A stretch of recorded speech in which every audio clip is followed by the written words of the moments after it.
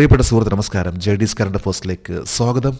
ഇന്ന് ജൂലൈ 9, ഏറ്റവും ലേറ്റസ്റ്റ് ആയിട്ടുള്ള കറണ്ട് അഫേഴ്സുമായി JD's കറണ്ട് അഫേഴ്സ്. ഇന്നത്തെ ചില ഹെഡിങ്സ് ആണ്: ശശി തരൂർ ബൻസി സാബുവിന് കേശവദേവ് അവാർഡ്. മിനിസ്ട്രി ഓഫ് ബ്രോഡ്കാസ്റ്റിംഗിന്റെ ഏറ്റവും ലേറ്റസ്റ്റ് ആയിട്ടുള്ള project Kalasetu real time language tech അത് ലോഞ്ച് ചെയ്തു. ഇന്ത്യൻ നേവിക്ക് വേണ്ടി ഒരു പുതിയ ആന്റി സബ്മറൈൻ റോക്കറ്റ് ഇത് പരീക്ഷിച്ചു. ഇന്ത്യയിലെ ഏറ്റവും ബിസിയസ്റ്റ് ആയിട്ടുള്ള എയർപോർട്ട് എന്ന് പറയുമ്പോൾ അത് Delhi airport, Indira Gandhi international airport. ഇതേപോലുള്ള ഏറ്റവും ലേറ്റസ്റ്റ് ആയിട്ടുള്ള കറണ്ട് അഫേഴ്സ് ആണ് JD's കറണ്ട് അഫേഴ്സ് ഓരോ ദിവസവും നൽകാൻ ശ്രമിക്കുന്നത്. നമുക്ക് ഇന്നത്തെ കറണ്ട് അഫേഴ്സിലേക്ക് പോകാം. ഒരു ന്യൂസ് ഹെഡിംഗ് ആണ്: Kesavadev award for Tharoor Banshi Sabu. Kesavadev award തരൂരിനും ബൻഷി സാബുവിനും. നമുക്ക് ഈ കറണ്ട് അഫേഴ്സിന്റെ ഡീറ്റെയിൽസിലേക്ക് പോകാം. 2025 കേശവദേവ് സാഹിത്യ അവാർഡിന് ആരെയാണ് തിരഞ്ഞെടുത്തത്? MP ശശി തരൂരും പ്രമേഹ രോഗ വിദഗ്ധരുമായ ബൻഷി സാബു. P കേശവദേവ് എന്ന തുലികാനാമത്തിൽ അറിയപ്പെടുന്ന P കേശവപിള്ള കേരളത്തിലെ ഒരു നോവലിസ്റ്റും സാമൂഹിക പരിഷ്കർത്താവും ആയിരുന്നു. കൂടാതെ പ്രസംഗങ്ങൾ, ആത്മകഥകൾ, നോവലുകൾ, നാടകങ്ങൾ, ചെറുകഥ, സിനിമ എന്നിവയിലൂടെ അദ്ദേഹത്തിൻ്റെ പ്രശസ്തി വളരെയധികം ഹൈ ലെവലിൽ എത്തിച്ച വ്യക്തിയാണ് P കേശവപിള്ള എന്നറിയപ്പെടുന്ന P കേശവദേവ്. അദ്ദേഹത്തിൻ്റെ നാമത്തിലുള്ള ഒരു അവാർഡ് ആണ് P കേശവദേവ് സാഹിത്യ അവാർഡ്. ഈ പ്രാവശ്യത്തെ 2025 ഈ അവാർഡ് ലഭിച്ചിട്ടുള്ളത് MP ശശി തരൂറിനും ഡയബറ്റോളജിസ്റ്റ് പ്രമേഹ രോഗ വിദഗ്ധരുമായിട്ടുള്ള ബൻഷി സാബുവിനാണ്. P കേശവദേവ് ട്രസ്റ്റ് വർഷം തോറും P കേശവദേവ് സാഹിത്യ അവാർഡ് നൽകുന്നത് ഏത് മേഖലയിലാണ്? സാഹിത്യത്തിനും പൊതുജനാരോഗ്യ വിദ്യാഭ്യാസത്തിനുമായുള്ള സംഭാവനകൾ, contribution to literature and public health education എന്ന ആ ഒരു മേഖലയിലേക്ക് കൊടുക്കുന്ന അവാർഡ് ആണ് P കേശവദേവ് ലിറ്റററി അവാർഡ്. ഈ പ്രാവശ്യം ലഭിച്ചിട്ടുള്ളത് MP ശശി തരൂർ, ഡയബറ്റോളജിസ്റ്റ് ബൻഷി സാബുവിനാണ്. അടുത്തൊരു ന്യൂസ് ഹെഡിംഗ് ആണ്: MIB launches Kalasetu real time language tech for Bharat challenge. Kalasetu real time language tech for Bharat challenge ആരംഭിച്ചു. മിനിസ്ട്രി ഓഫ് ഇൻഫർമേഷൻ ആൻഡ് ബ്രോഡ്കാസ്റ്റിംഗിന്റെ ഒരു ന്യൂസ് ആണ്. നമുക്ക് കറണ്ട് അഫേഴ്സിന്റെ ഡീറ്റെയിൽസിലേക്ക് പോകാം. Kalasetu real time language tech for Bharat challenge ആരംഭിച്ച മന്ത്രാലയം ഏതാണ്? ഇൻഫർമേഷൻ ആൻഡ് ബ്രോഡ്കാസ്റ്റിംഗ് മന്ത്രാലയം. എന്താണ് Kalasetu real time language tech എന്നതിനെക്കുറിച്ചും നമുക്ക് നോക്കാം. Ministry of information and broadcasting launch ചെയ്തിട്ടുള്ള ഒന്നാണ് Kalasetu real time language tech. അതായത് ഭാഷയെ ബന്ധപ്പെട്ട ഒന്നാണത്. ഭാഷയുടെ ട്രാൻസ്ലേഷനിലേക്ക് ബന്ധപ്പെട്ട ഒന്നാണ്. നമ്മളുടെ ടെക്സ്റ്റ് മെസ്സേജുകൾ നമുക്ക് ചിത്രങ്ങളായിട്ടും ഓഡിയോ ആയിട്ടും വീഡിയോ ആയിട്ടും ഇറക്കാൻ സാധിക്കുന്ന രീതിയിലുള്ള ഒരു പുതിയൊരു സംരംഭത്തിൻ്റെ ഭാഗമായിട്ട് പുറത്തിറക്കിയിട്ടുള്ള ഒന്നാണ് Kalasetu real time language tech for Bharat challenge. കുറഞ്ഞത് 12 പ്രധാന ഇന്ത്യൻ ഭാഷകളിലെങ്കിലും റിയൽ ടൈം വിവർത്തനം, ലഭ്യന്തരണം, ശബ്ദ പ്രാദേശികവൽക്കരണം എന്നിവയ്ക്ക് കഴിവുള്ള നൂതന AI ഉപകരണങ്ങളുടെ വികസനം ആരാണ് പ്രോത്സാഹിപ്പിക്കുന്നത്? The ministry of information and broadcasting.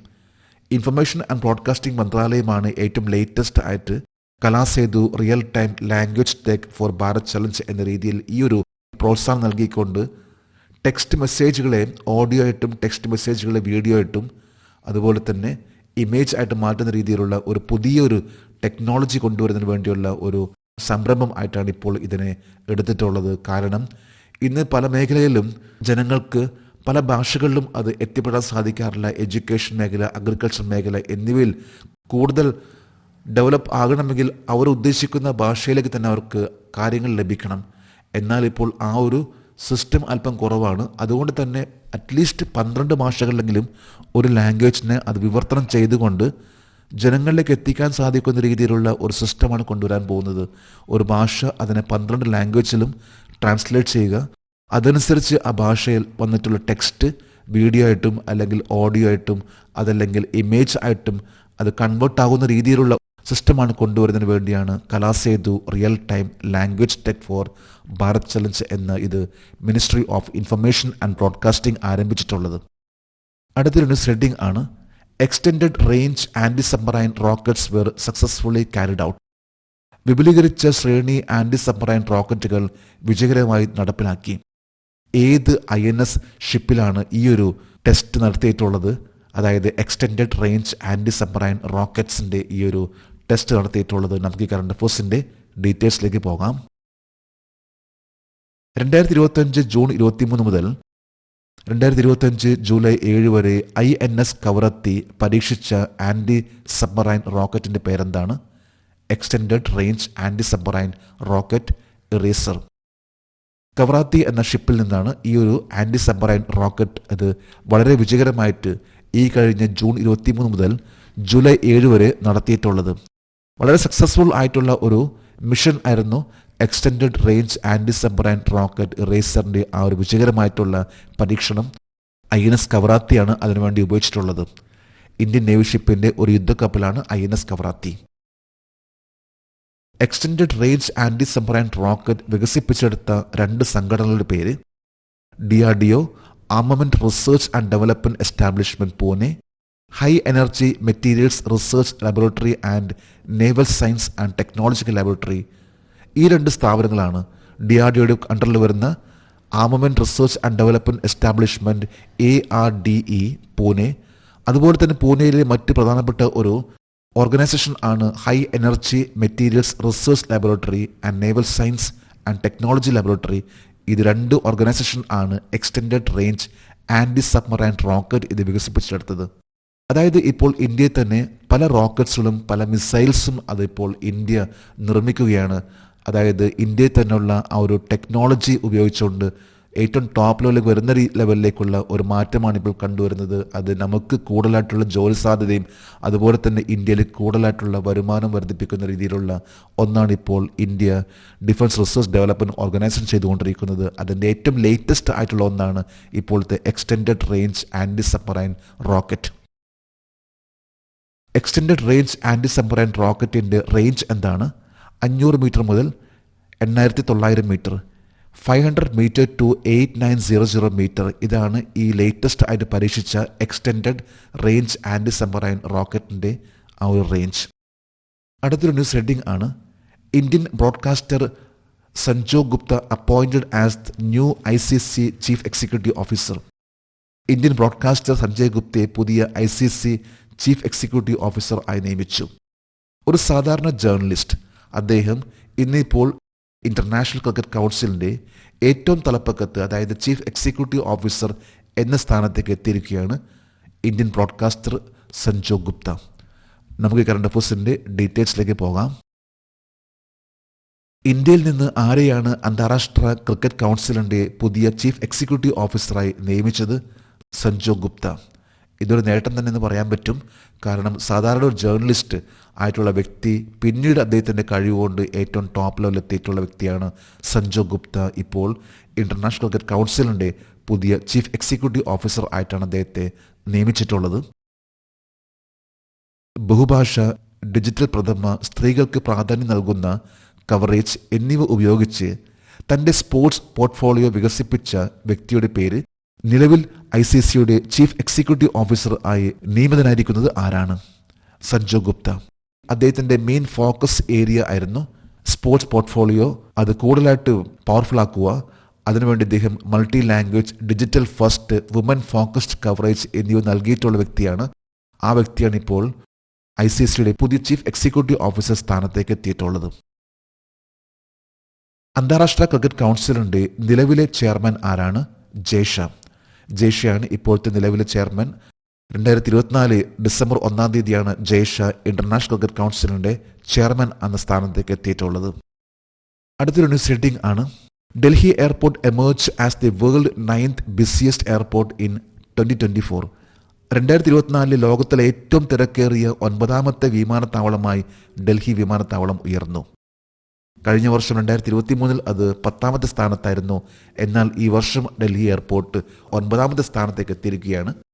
നമുക്ക് കറണ്ട് അഫയേഴ്സിൻ്റെ ഡീറ്റെയിൽസിലേക്ക് പോകാം.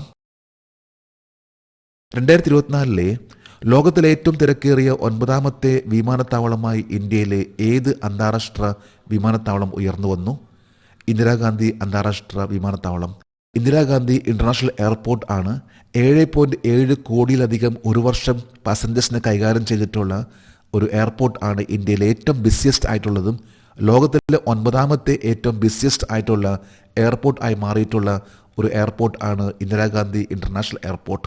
ഡൽഹിയിലുള്ള എയർപോർട്ട് ഒരു വർഷം കൈകാര്യം ചെയ്തിട്ടുള്ളത് 7.7 crores ആണ്. എയർപോർട്ട്സ് കൗൺസിൽ ഇന്റർനാഷണലിന്റെ ലോകത്തിലെ ഏറ്റവും തിരക്കേറിയ 20 വിമാനത്താവളങ്ങളുടെ പട്ടിക ഏത് വിമാനത്താവളമാണ് ഒന്നാം സ്ഥാനത്ത്?